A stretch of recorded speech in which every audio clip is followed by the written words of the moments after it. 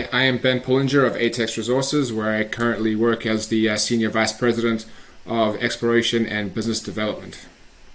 ATEX is a Latin American focused company, and really our tagline is defining a copper gold giant. The Valeriano project in central eastern Chile is where we're drilling. We just raised some more money to do some more drilling there, but we've put out one of the top 10 drill holes in the last couple of years in terms of copper globally with our last round of drilling, 1,160 meters of 0.78% copper equivalent, including something that we think is very important, 550 meters of 1.03% copper equivalent. Ben, good to see you. Thanks for coming back on the show. We had a sort of technical session recently with you. You've gone and raised some money though. Why would you do that in this market? I mean, there's a good answer to that, is we needed to advance this project. We think this project that we have is special. And I think, the takeaway from that is, the backing of our existing shareholders and also the new shareholders that came in. We ended up, being able to do an at-market deal, oversubscribed, with the half warrant in a market that, as you said, has really not been rewarding equity raises. So the fact that we were able to do that in the most efficient way we could from a dilution perspective, get the capital that we needed to put in the holes that I think this project begs to have, and really move it forward. In probably a better environment to be drilling than to be raising money. Well, yeah, no kidding. But I mean, let me stick on this point because it's really important. Some companies are choosing to hunker down. I was at a conference today, and the companies are saying, do you know what? I don't feel like spending money right now. You've taken a different course of action. What's giving you the confidence? Well, I think you always have to approach everything with a bit of measure. One, it's good to be in a position where we cashed up and we have the opportunity to be flexible. But also, with the results we put out, our shareholder base, I think we have a lot of confidence in the market improving in the future, but also that we can continue to put out results like we did earlier this year, and our shareholders have a long-term view on this market and the cyclicality of what we're seeing, and therefore now's the time to be building value. Right. Okay. And let's just talk about the profile, because you're a young company. In the right thematic, copper, which is good news, but you've kind of got to get that shareholder register with the right balance. So the new money coming in look like what? Who are they? Yeah, so just on that point, we are a new company, but if you look at the people that are around this company, there's a group of serious, successful people, including our CEO Raymond Janis, obviously, who's been involved in a huge number of giant discoveries in Latin America. And Craig Nelson, who, again, a titan in the geology industry, and the two of them plus Pierre Lassonde were really the architects behind the original iteration of Metallica Resources.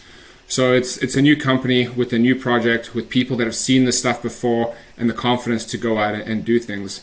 And in terms of the shareholder register, as you spoke of, the majority of that new issue went, I think, 50-50 between existing shareholders and then to new strong hands, the resource specialist investment funds that saw the opportunity. I think saw that there's not a lot out in the market like this, and there was no quibbling over price, which I think it again speaks to the quality of the people and the story.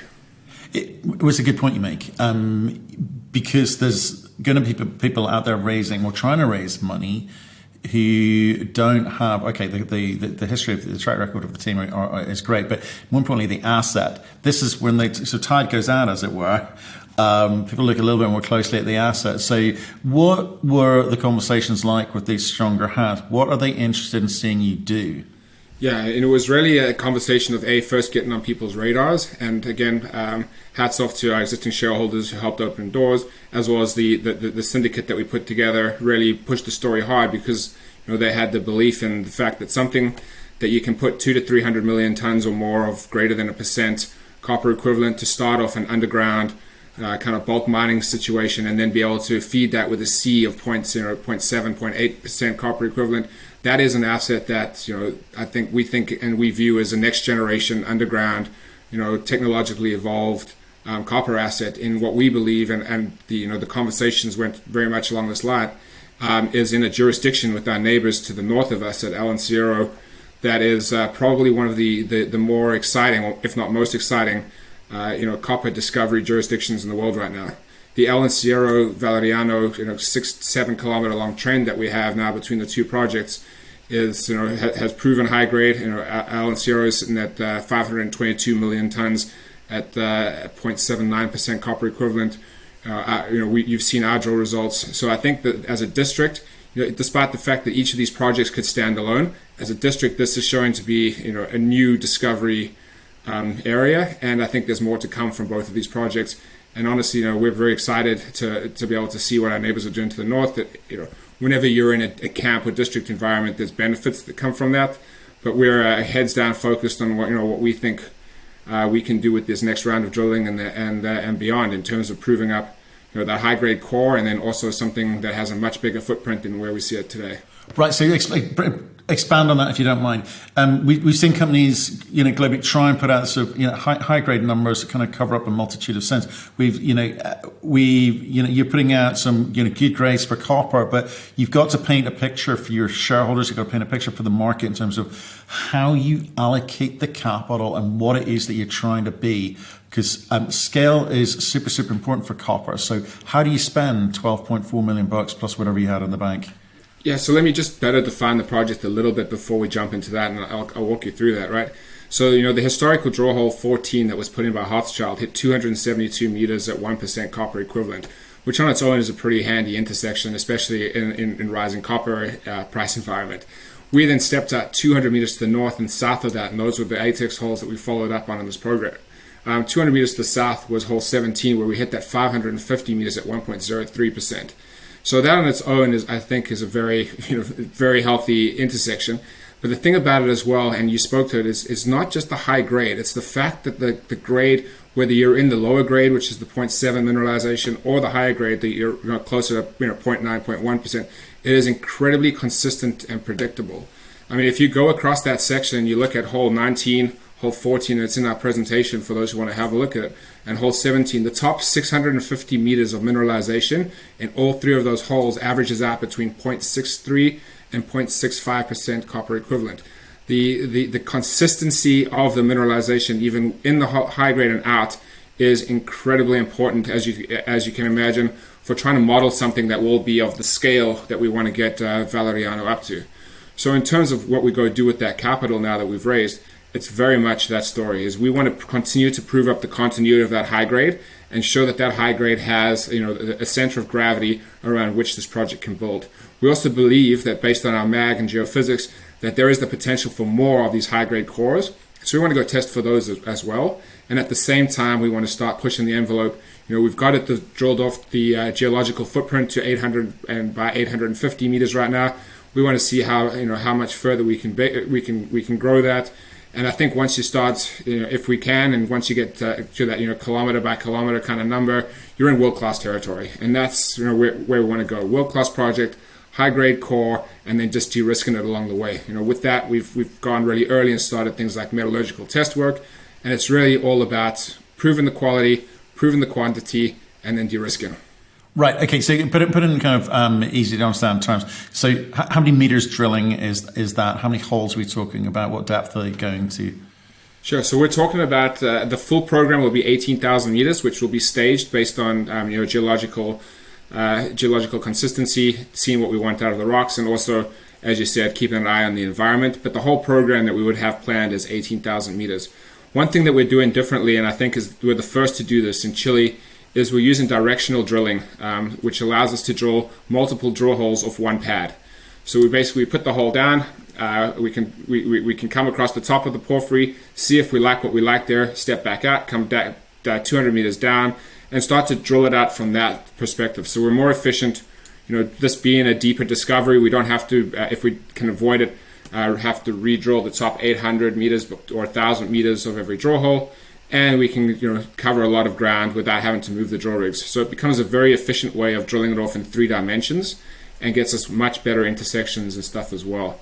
What we plan to do with that is, as I said, grow the initial high-grade trend that starts from the south in 17 to 14. We think we should have hit it in 19, which unfortunately ended early.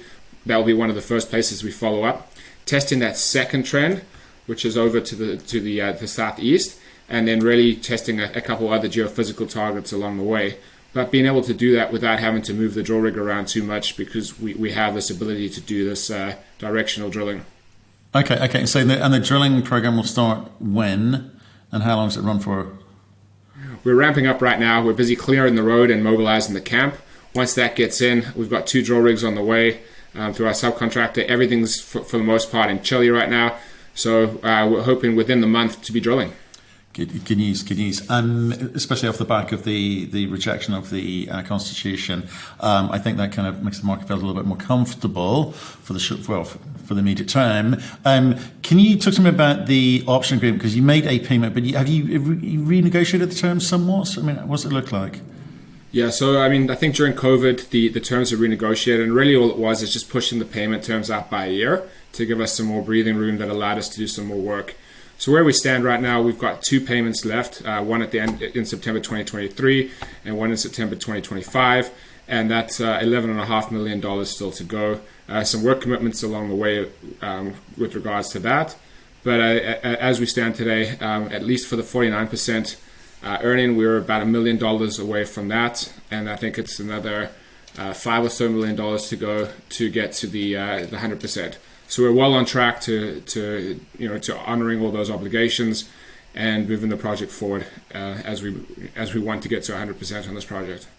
Okay, so I think the key is money in, preparing for drilling. Good news. I just want to talk about a sort of new paradigm out there in marketing mining, I should say, which is, you've got a team who've got jurisdictional experience. You've got a team with huge success. You've got a team who can raise capital in the market. But you need to do things differently these days, it seems. Chile, no exception to the rule in terms of environmental component, in terms of ESG component. Does that start now, or have you got time to breathe before you concern yourself with such matters? How are you playing that? Yeah, I think one of the benefits of having the level of experience and bench strength in the team that we have is the acknowledgement that it starts at day one.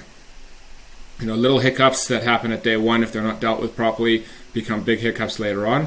And our approach on everything is to start early. Like I said, we've started engaging with the community from day one. We've worked on cover from the board level all the way down to the project level. Everything is about de-risking the project on technical, social, environmental, and engineering to the extent that we can from day one. So you're absolutely right. I think in any project today, the earlier that you have the ability to go out and engage, let people know what you're doing, get feedback, and start to build that understanding. And I think the word of the day is deep trust. The earlier you can do that, the better, and it only saves the project time, credibility, and pain later down the line. Okay, so this isn't workism. This is reality of doing business. From our perspective, it's just best practice. Yeah. Got it. Okay. Well, look, mobilisation on the way. Look forward to seeing some of those results come through. Do you stay in contact with us and let us know when these assays come back, please? Will do. We look forward to it. And just in terms of news flow as well, like I said, we've got that metallurgical work coming out before the end of the year, we hope. And I think, as far as de-risking goes, I think that'll show, show the project well, and so putting that in context with the drilling and the growth. I think we start to build a lot of value with this last raise in a very short amount of time through the end of this year into next.